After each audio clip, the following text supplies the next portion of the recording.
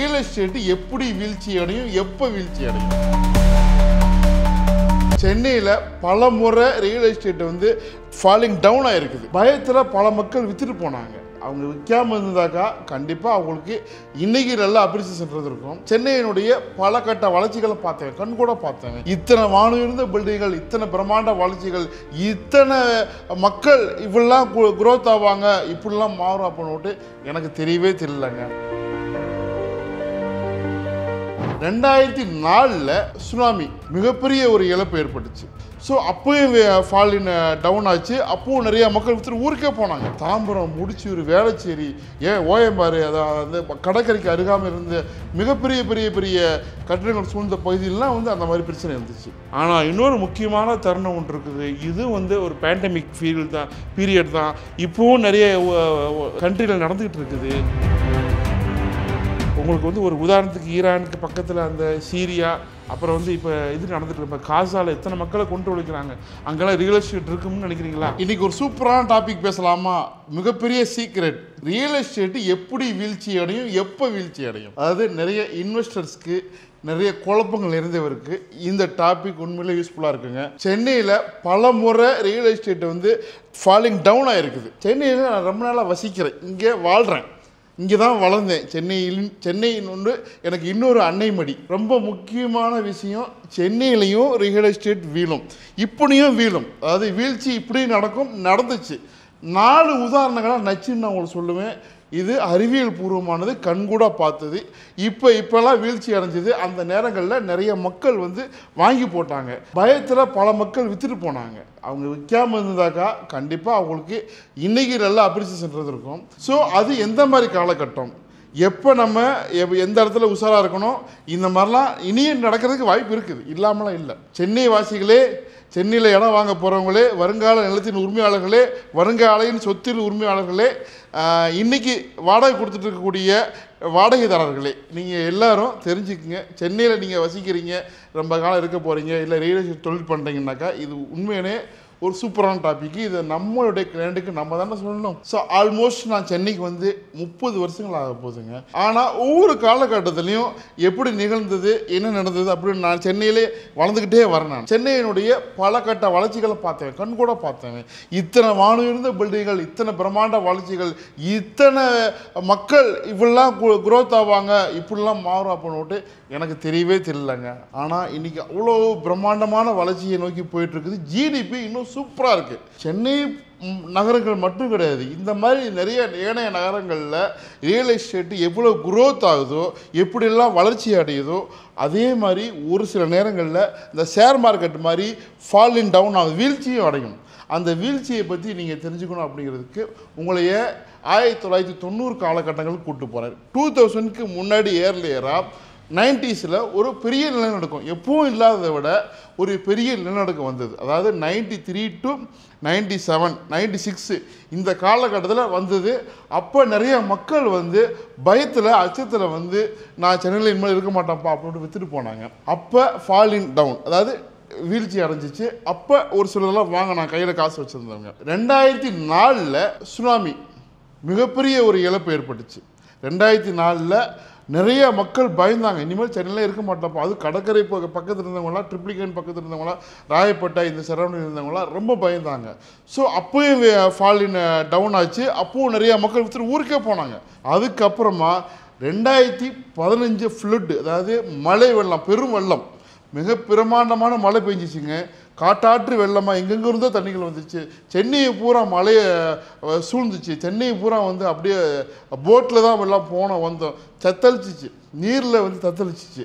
அந்த காலகட்டத்துலேயும் பயங்கரமாக வீழ்ச்சி அடைஞ்சிச்சு. யாரும் சென்னையில் இனிமேல் இருக்கக்கூடாதுப்பா அப்படின்னு நிறைய பேர் விற்றுட்டு போனாங்க.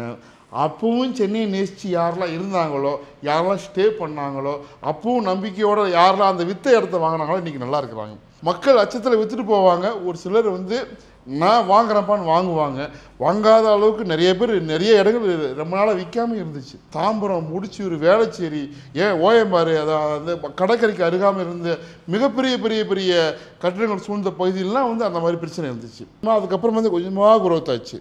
அதற்கப்புறம் 4வது ஒரு காரணம் சொன்னேன் பார்த்தீங்களா, அதாவது பேண்டமிக். அதாவது மிகப்பெரிய ஒரு பேரிடர் காலம் அப்படின்னாக்கா, அதாவது அதுவும் ஒரு பேரிடர் தான், இதுவும் வந்து இயற்கை உலகளாவிய பேரிடர். அது எப்படின்னாக்கா கொரோனா. சென்னையிலையும் அப்போ வந்து ஃபாலின் டவுன் ஆச்சு, பல நகரங்கள்லேயும் ஃபாலின் டவுன் ஆச்சு. நிறையா மக்கள் ஏன்னா வாங்கலை, யாரும் வந்து ஐயோ நான் எங்கே உயிரோடு இருக்க போகிறேன், மருத்துவ செலவுக்கே அஞ்சினாங்க. அப்போயும் வேலை குறைஞ்சிது. சரிங்களா? இது சென்னையில் மட்டும் நடக்கலை, உலகத்தில் பூரா எல்லா ஏரியாவிலும் நடந்துச்சு. 2004 எத்தனை மக்கள் தெரியுமா ஓடி போனாங்க, ஐயோ சென்னை வேணாம்ப்பா அப்படின்னுட்டு. ஆனால் சென்னை யாரெல்லாம் கைவிடலையோ அவங்களாம் சென்னையை கைவிடல. சரிங்களா? இது வந்து அறிவியல் காரணம், சயின்டிஃபிக்காகவும் ஒரு எக்கனாமிக்கலாகவும், நாலாவது உளவியலாகவும், மனிதர்களுக்கு ஏற்படக்கூடிய அந்த மன உளைச்சல், பயங்கள், அச்சங்கள், பீதி இதெல்லாம் நிறைந்தது தான் இந்த வீழ்ச்சிக்கும் வளர்ச்சிக்கும் காரணம். இப்போ ஆசையாக வாங்குறாங்க பாருங்கள், அதுவும் ஒரு உளவியல் காரணம் தான். மக்களுக்கு வந்து ஆசை, நம்ம வாழணும், நல்லா இருக்கணும், நம்மளுடைய பணம் வந்து சிறப்பான இடத்துல முதலீடு ஆகணும், நம்மளுக்கு நல்ல ஒரு இடத்துல இருக்கணும், நம்ம பிள்ளைங்க குட்டிங்க சொந்த வீட்டில் வாழணும் அப்படின்னுட்டு ஆசையோடு வாங்குறாங்க பாருங்கள். அது ஒரு காரணம். அப்படி இருக்கும். ஆனால் அச்சத்தில் விற்பாங்க பாருங்கள், அதுவும் ஒரு காரணம். சரிங்களா? 2020 நடந்துச்சு பேண்டமிக், அதாவது கொரோனா காலகட்டம். அது உலகளவிய அளவில் நடந்துச்சு, சென்னையில் நடந்துச்சு. ஆனால் இன்னொரு முக்கியமான தருணம் ஒன்று இருக்குது. இது வந்து ஒரு பேண்டமிக் பீரியட் தான். இப்போவும் நிறைய அதாவது கண்ட்ரியில் நடந்துக்கிட்டு இருக்குது. நம்ம கண்ட்ரிலையும் நடக்கக்கூடாது, நம்ம வேண்டிக்குவோம். அவன் கண்ட்ரி அந்த மாதிரி நிலைமைக்கெல்லாம் போகவே போகாது. அதாவது போர் சரிங்களா, நிறைய நாட்டில் நடக்குதா இல்லைங்களா? நம்ம வந்து உங்களுக்கு வந்து ஒரு உதாரணத்துக்கு ஈரானுக்கு பக்கத்தில் அந்த சீரியா, அப்புறம் வந்து இப்போ இது நடந்துட்டு இப்போ காசாவில் எத்தனை மக்களை கொண்டு ஒழிக்கிறாங்க. அங்கெல்லாம் ரியல் எஸ்டேட் இருக்கும்னு நினைக்கிறீங்களா? அங்கெல்லாம் ஒரு காலத்தில் எப்படி இருந்துச்சு? ஏன் டர்க்கியில் நடந்துச்சு. சரிங்களா? இது மாதிரி நிறைய ஊடுகள். இப்போ பாகிஸ்தான்லாம் வந்து விலைவாசியே ஏறாதுங்க. அவங்க யார் வாங்குறதுக்காங்க, யார் 1-2 ரியல் எஸ்டேட் நடக்குது. ஒரு பாகிஸ்தானை உதாரணம் கூடுறதுக்கு நான் என்ன காரணம், நம்ம நாட்டுக்கு பக்கத்தில் இருக்குது. ஏன் பர்மாவில் கூடி அந்த மாதிரி நடந்துட்டு இருக்குது. ஸோ எங்கெங்கெல்லாம் வந்து போர் பதற்றமும் மக்கள் கிளர்ச்சியும் இருக்குதோ அந்த மாதிரி நாட்டில் வந்து நிச்சயமாக ஃபாலின் டவுன் ஆகும். அந்த மாதிரி நிலைமை நம்மளுக்கு வராது. அப்படி ஒரு வேளை வந்துச்சுன்னா கண்டிப்பாக அந்த மாதிரி நேரங்களில் விலை குறையும். தொடர்ச்சியாகவும் நிலையாகவும் வளருவதற்கு தான் காரணங்கள் இருக்குது, வீழ்வதற்கு சில காரணங்கள் தான். ஏன்னா வளர்ந்தே ஆக வேண்டும். இவங்கள ஒரு ஸ்ரீலங்காவில் கூட இப்போ வந்து அந்தளவுக்கு வளர்ச்சி கிடையாது. அங்கே ஒரு போர் நடந்துச்சு, இன அழிப்பு நடந்துச்சு, எப்படி இருக்குது பாருங்கள். ஸோ அந்த மாதிரி காலகட்டங்கள்லாம் வந்து நம்ம நாட்டுக்கு வந்தால் வரவே வராது. நம்புவோம், நம் கடவுளை வேண்டிப்போம், நம்ம நாட்டை நம்ம நேசிப்போம், நம்மளுடைய வர்த்தகத்தை நம்ம நேசிப்போம். என்னோடய சப்ஸ்கிரைபர் ஃபாலோவருக்கு எல்லாத்துக்கும் நன்றி. நிறைய பேர் கேட்குறீங்க நிறைய விஷயங்கள், எனக்கு தெரிஞ்ச விஷயம் உங்களுக்கு நான் பகிர்ந்துக்கிறேன். இந்த டாபிக் எப்படி இருந்துச்சு? சென்னையில் இது வீழ்ச்சி அடைகிறதுக்கு ரியல் எஸ்டேட் வாய்ப்பு இருக்குது. இது சென்னையில் நடந்தது. நான் சொன்னதெல்லாம் உண்மையாக இல்லையா? சென்னையில் யாராலும் ரொம்ப நாள் இருக்கிறீங்க, எந்த அவசரத்துலேருந்து இருக்கிறீங்க, கமெண்டில் சொன்னீங்க. இது வரைக்கும் கேட்டுட்டு நீங்கள் கமெண்ட் பண்ணுறீங்கன்னா கடைசி வரைக்கும் பார்த்துருக்கீங்கன்னு அர்த்தம். உங்களுக்கு நன்றி, மனமார்ந்த நன்றி. நல்ல சுத்தம் நல்ல இடத்துல உங்களுக்கு அமைகிறதுக்கு இறைவனை வேண்டிக்கணும். எங்களுக்காண்டி நீங்கள் வேண்டிக்க, எல்லாத்துக்கும் நல்லது நடக்கும். சென்னையில் எப்போவுமே வந்து ஒரு சுமூகமான சூழ்நிலை இருக்கும். சென்னையை வந்து எல்லோரையும் வாழ வைக்கக்கூடிய நகரம், எல்லோருக்கும் வாழ்க்கை கொடுக்கக்கூடிய நகரம், எல்லோரையும் வந்து அன்பாக அரவணைக்கக்கூடிய நகரம். சென்னையில் ரொம்ப ரொம்ப நல்ல பீப்புள்ஸாக இருக்கிறாங்க, நிறையா மக்கள் வெளியிருந்து வர்றாங்க. ஸோ சென்னையை வந்து வாழ்விடமாக கொண்டு வாழணும்னு நினைக்கிறவங்க நிறைய மக்கள் தொடர்ச்சியாக வந்துட்டு இருக்காங்க. ஜிடிபியில் சென்னை வந்து நல்ல ஹையர் ரேஞ்சுக்கு போயிட்டுருக்குது. இந்தியாவில் மற்ற நாட்டை விடவும் சென்னை தான் டாப்பில் 1ல் 2ல் இருக்குது. இந்தியாவை இதை சென்னை எது கூட கம்பேர் பண்ணுறாங்க அப்படின்னாக்கா, அமெரிக்கா போன்ற மேல நாடுகள் கூட கம்பேர் பண்ணுறாங்க. அங்கே வளர்ச்சி இந்த சென்னை அடைங்க. உங்களுக்கு நான் சொல்கிறது இப்போல்லாம் வந்து சிரிப்பாக இருக்கும், பட் நகைப்பாக இருக்கும். சென்னை நல்ல வளர்ச்சி நோக்கி போயிட்டுருக்குது. ஒருவேளை வீழ்ச்சி அடைஞ்சதுனாக்கா இப்படிலாம் அடையிறதுக்கு வாய்ப்பு இருக்குது, அடையாது. ஆனால் இந்த மாதிரிலாம் அடைஞ்சிச்சு, உண்மையாக இல்லையா உங்களுக்கு தெரிஞ்சவங்கள்ட்ட கேட்டுங்க, கூகுளில் கூட சர்ச் பண்ணுங்கள். தொடர்ச்சியாக இந்த மாதிரி நிறைய பேசுவேன். சப்ஸ்கிரைப் பண்ணுங்கள், ஸ்டே கண்டாருங்க. இன்ஸ்டாகிராம், ஃபேஸ்புக்கு, அப்புறம் வாட்ஸ்அப் சேனல் எல்லாமே லிங்க் கொடுத்துறேன், சப்ஸ்கிரைப் பண்ணி வைங்க.